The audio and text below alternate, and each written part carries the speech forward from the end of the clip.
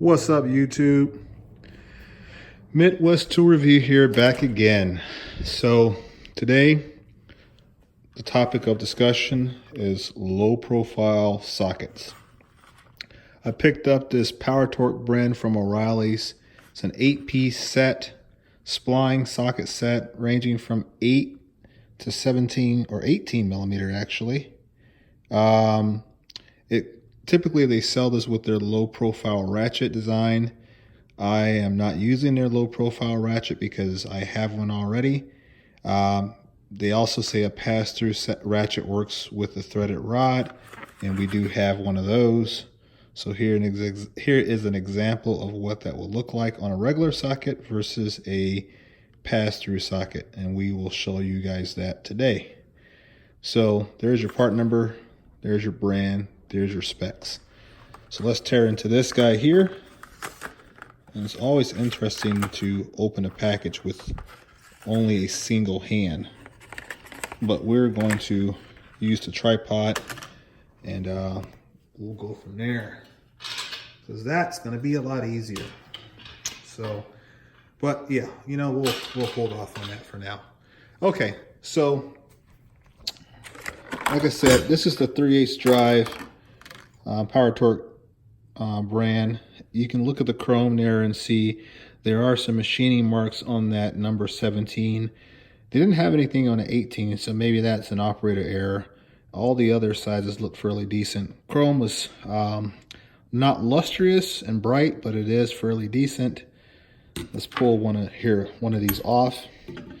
You can see that the name Power Torque is engraved very well into the socket, along with the part number, followed by the size in both fraction and or inch fractional, and as well as metric. So yeah, the splines look really good. The chrome inside is done fairly well. There are no gross machining marks in there, and everything looks very, very symmetrical. I also have the same set in a 1/4-inch drive. It goes from, I think it is a 6 or a 5 rather, all the way up to a 13. These are 6-point, so they are fairly nice as well. Chrome jobs about the same quality as a 3/8 drive. However, there's no machining marks visible on this set. What we're going to focus on today is going to be the 3/8 drive. So what I've learned is when you compare, obviously, let's even pull out a impact here for giggles. When you compare the height of your traditional sockets here, here's your pass-through, or 18 mil. This is a 17 mil Craftsman and a 17 mil Matco. There's obviously some height difference there. That's really irrelevant to the whole topic, but just notable at best. The low profile socket, this particular type design, as we said earlier, is intended to be used with a pass-through socket, which will allow the broached area here to fit inside of the ratchet, thus reducing the overall height of the socket when installed on the ratchet. And you can see there, and this is not the intended design. Actually, there you go, I heard that click. This is not the intended ratchet for this particular socket, although it does work.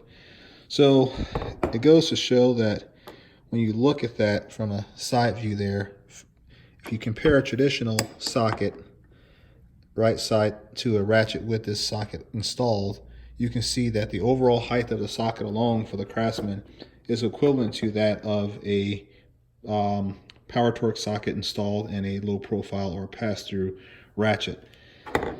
I also took that same socket and I looked at it from my traditional snap-on ratchet. Actually, I got one over here. This is the F80 snap-on ratchet, very common. Not everyone has them, but some people do. And I installed that same socket on that ratchet, and obviously because we don't have the ability of hiding that broached area there, obviously it's going to be a lot taller. And I would not recommend using this type of a socket with a traditional ratchet. Now, if we look at some other ratchets that are a little bit more lower profile, let's say for instance my gear wrench here. This is the gear wrench 84 tooth. It's brand new ratchet, never used it. But when we compare this socket, I'll put that socket onto that ratchet, fully seat it, and we then compare up against a traditional socket, we can see that, yeah, there is a difference of probably about a ½ inch or less. But when you compare that to the snap-on socket, or snap-on ratchet rather, we can already tell that there's a difference in just the ratchet thickness of the head itself. So while this socket will work better on this ratchet, it's still not the best way to use it. The best way to use it, quite simply put, as we already know, is going to be a pass-through ratchet. These are very low profile. When you compare them to a traditional ratchet, you can see that there is a significant difference in thickness. Let me see here. Even with this gear wrench, while it's not quite as much as it is with the snap-on, there is a slight difference between the thickness here and the relative thickness of that.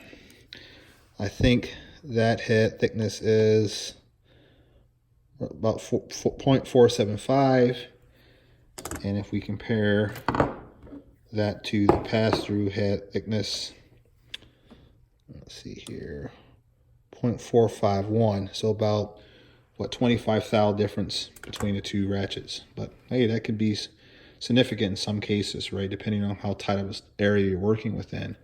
And then, just for the sake of doing so, if we then measure the snap-on F80, we're at 5.53, 5.52.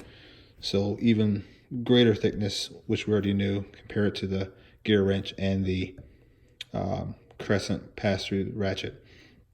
So in closing, it's best to use these types of low-profile sockets in conjunction with a pass-through ratchet. Do I think these are going to work fairly well? I think so.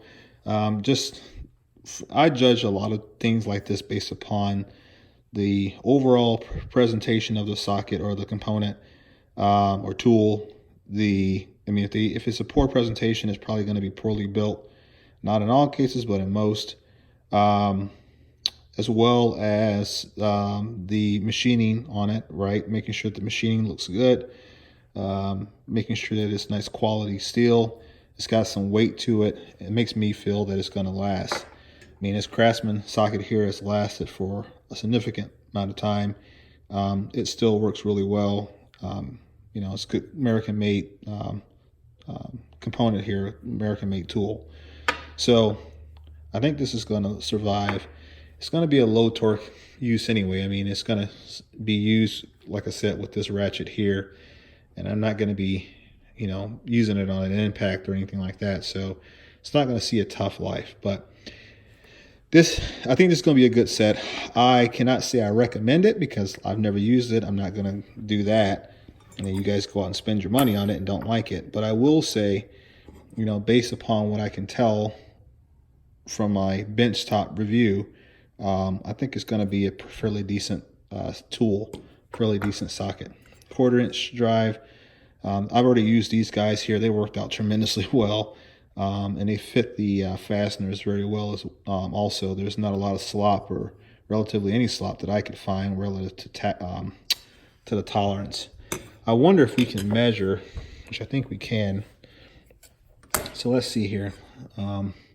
This is going to be a 13 mil. Let's see how close that's going to be. If we measure this right, I don't know if I can do it.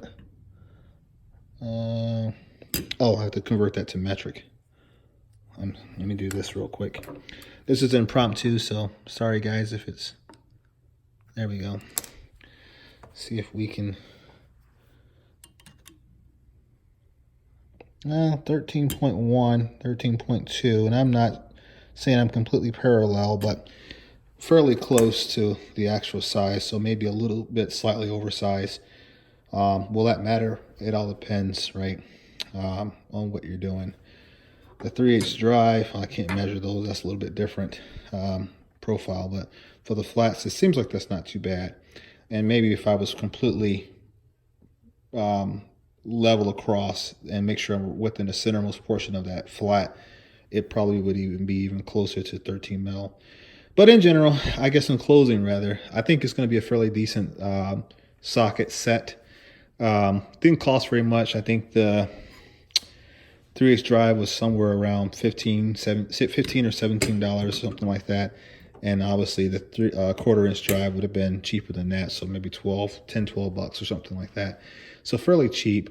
I don't have any low profile sockets, so it is a nice addition to my plethora of sockets that I've currently got.